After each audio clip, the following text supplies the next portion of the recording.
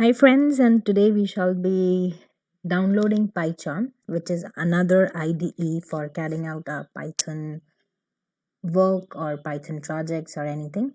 So what you do in Google, just write PyCharm download, and the first link jetbrains.com, just click on this and you'll be directed to their page. Now here you can download it for your versions if it is Windows, Mac or Linux. So the another thing to note here is that the professional version comes with some free trial, and after the free trial you have to pay. And the community version is free and open source. So I'll go with the free and open source, and that is the community version. So just download that, and they'll give you a thank you message for downloading PyCharm. And as you can see here that this has been downloaded, so we'll have to wait for 1 minute or so hardly.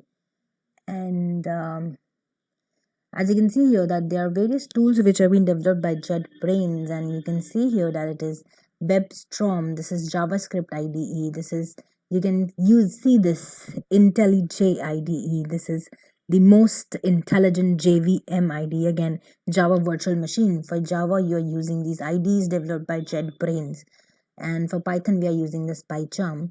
So you can see this Steam City, UTrack, UpSource, Data Grip and all. I'm just speaking a lot because it is taking time. It's still 18 seconds to go, so let's just explore this further.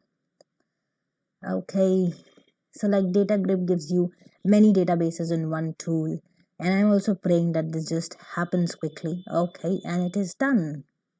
Yeah, baby. Yes. Okay, so now what we do is, yeah, we'll open it and this will be executed. So it is just a little moment. Let's just, yeah, yes, and next just go on with the whatever selection you want. Now this is asking me the destination folder, and it is 6.5 GB, but my space in C drive is less. Okay, my space is 6.5 GB and it requires 766 MB. So I wouldn't go for C drive. I'll just browse some another drive for this, and I want it to go to, like, suppose okay, in this PC I wanted to go to not G drive, F drive, and in this I wanted to go in this. Okay, so this is, I will just copy this also because I'll be needing it later. So, and I can paste it in my notepad. So yeah, okay, so this is 2.3 version, and then I will just press next. So this is like 64-bit launcher. I know the system configuration. And do I want this launches directly to the path? No, I don't want .py to be associated with every Python file, so I will not do that. And okay, this click is okay. Next is okay, I will install all these things. So again, it will take a little time to get installed, so just be patient with me, guys, because I'm also installing it. So okay, it's getting installed and it's extracting all the packages. As you can see that it is like spell checker, snake, util, pycharm, jar. Okay, I cannot read so quickly. It's just okay, I'll just keep quiet for some time, and but you people will get bored if I'll keep quiet. So let's just do something else with until this gets completed.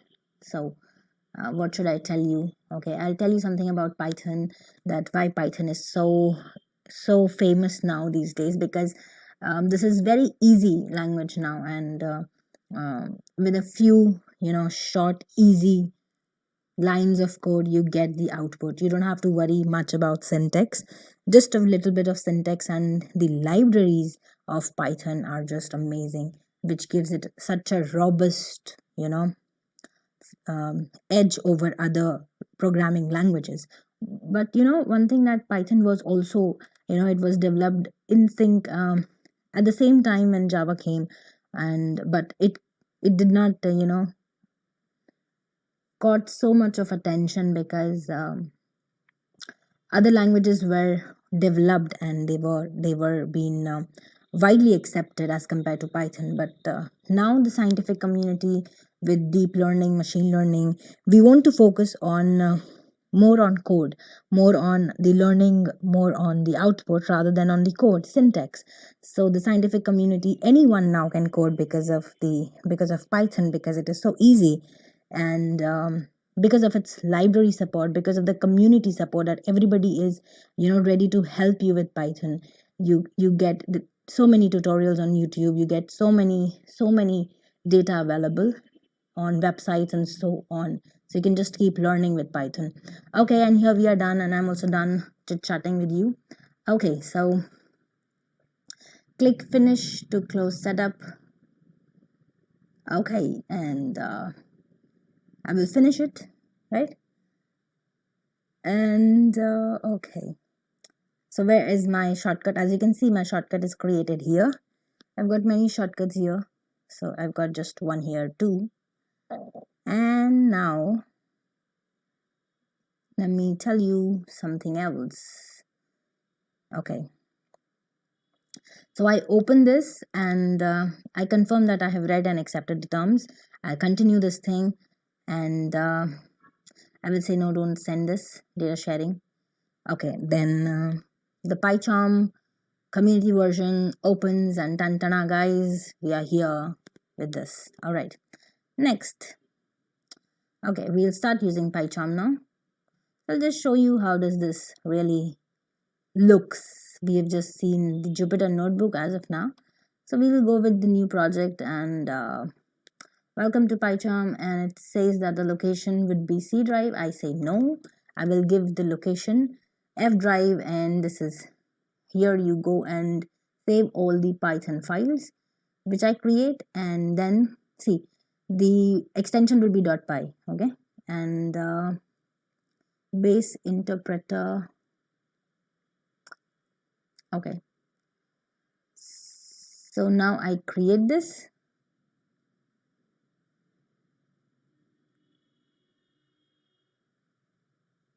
Okay, I do one thing, that in this directory, okay, this has done that. It was fast here. Okay, so I'll just close these tips. If you want to go, you can go ahead with these tips.